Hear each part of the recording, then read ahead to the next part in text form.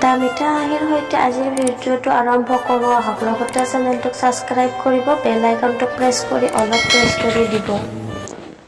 ভিডিঅ'টো শেষ হ'লে চাব আৰু চেনেলটোক ছাবস্ক্ৰাইব কৰিব।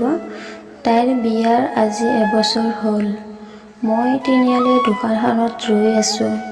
সেইদিনা যিদিনা তাইক প্ৰথম লগ পাইছিলোঁ, এই দোকানখনতে মই আড্ডা দি আছিলোঁ, য'ত ৰৈ আছে মোৰ অযুত স্মৃতি 7 বছৰ আগত। সাধাৰণতে তিনিআলিটোত মই আড্ডা দিবলৈ নাহোঁ। ৰাজে এদিন মোক লৈ আহিল।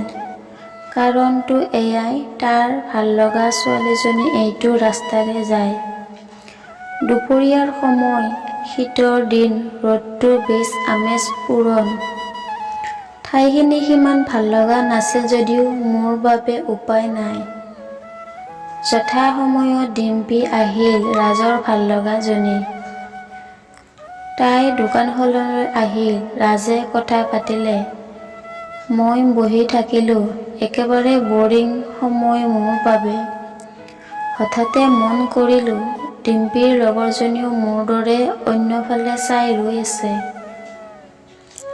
হয়তো তাইও মোৰ দৰে বৰিং ফিল কৰিছে। নাজানো কিয় মোৰ ভাল লাগি গ'ল। মই তাইৰ এইবাৰে সময় মিলাই তাইক লক্ষ্য কৰিবলৈ আৰম্ভ কৰিলোঁ। এবাৰ তাইও ঘূৰি চালে। মই চকু আঁতৰাই দিলোঁ। যথা সময়ত সিহঁত গুচি গ'ল। সেইদিনা যদিও মই উভতি আহিছিলোঁ, মোৰ মন ব্যাকুল হৈ পৰিছিল তাইক আকৌ এবাৰ চাবলৈ। তাইৰ মুখখনতে যেন পূৰ্ণিমাৰ জোনটো আছে। দ্বিতীয় দিনাও সেই একেই অৱস্থা। ময়ো মাতো নামাতোকৈ মাতিলোঁ। তাইও ধুনীয়াকৈ উত্তৰ দি গ'ল। মীনাক্ষী তাইৰ নাম। প্ৰথম দিনাৰ দৰে দিনবোৰ আৰু বৰিং নাছিল। কেতিয়াবা এনে লাগিছিল দোকানখনতে কটাই দিওঁ নেকি। ৰাতিটো যাতে পিছদিনা পুৱা আকৌ তাইক লগ পাম, দেখা পাম, দুপৰীয়া লগ পাম, এনেকৈয়ে দিনবোৰ গ'ল। ৰাজেও সুযোগ বুজি ডিম্পীক প্ৰপ'জ কৰিলে। তাই একচেপ্ট কৰিলে। সেই সময়ত স্মিতাৰ লগত মোৰ বন্ধুত্ব তীব্ৰ হৈ গ'ল।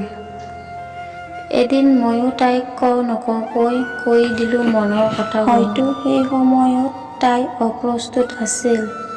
তাই একো নোকোৱাকৈ গুচি গৈছিল। মই ভাবিছিলোঁ চব খতম, দোকানখনলৈ যোৱাটো বাদ দিলোঁ। 3 দিন পিছত ৰাজে কৈছিল ময়ো যাব লাগে তাৰ লগত। স্মিতাৰ কিবা ক'ব লগা আছে। সাধাৰণতে এনে সময়ত আমি বৰ নিগেটিভ ভাবোঁ। ময়ো তাৰ ব্যতিক্ৰম নহয়। মই গৈছিলোঁ। তাইও আহিছিল। লাহেকে কৈছিল আই লাভ ইউ টু। মোৰ এনে লাগিল যেন গোটেই দোকানখনে গিফ্ট দি দিওঁ নেকি।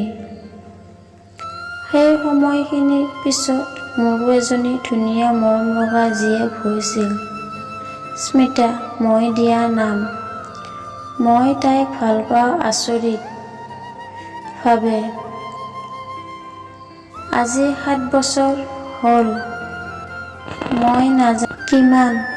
আজি 7 বছৰ হ'ল মই স্মিতাক দেখিছোঁ। তাই ওলাই আহিছে। কোলাত তাইৰ দৰেই ধুনীয়া মৰমলগা কেঁচুৱাটো। তাই মোৰ কাষলৈ আহিল আৰু ক'লে, ৰিনিক আপুনিয়ে লওকচোন। পানটো মুখত ভৰাই মই তাইক কোলাত লৈ ল'লোঁ। আজিকালি মোৰ ভাললগা ছোৱালী এজনীৰ সংখ্যা বাঢ়িল। ৰিনি মোৰ সন্তান, স্মিতা মোৰ পত্নী। ভাল পোৱাটো হয়তো ইমান ধুনীয়া নহ'লেই হয় যদিহে এইখিনি ঠাইত দোকানখন নাথাকিলে হয়। বন্ধু বান্ধৱীসকল, ভিডিঅ'টো শেষলৈ চোৱাৰ বাবে আপোনালোকক বহুত ধন্যবাদ। আৰু যিসকলে মোৰ চেনেলটোক ছাবস্ক্ৰাইব কৰা নাই তেনেহ'লে ছাবস্ক্ৰাইব কৰি বেল আইকনটো প্ৰেছ কৰি অলপ প্ৰেছ কৰি দিব। আকৌ লগ পাম আন এটা ভিডিঅ'ৰ সৈতে।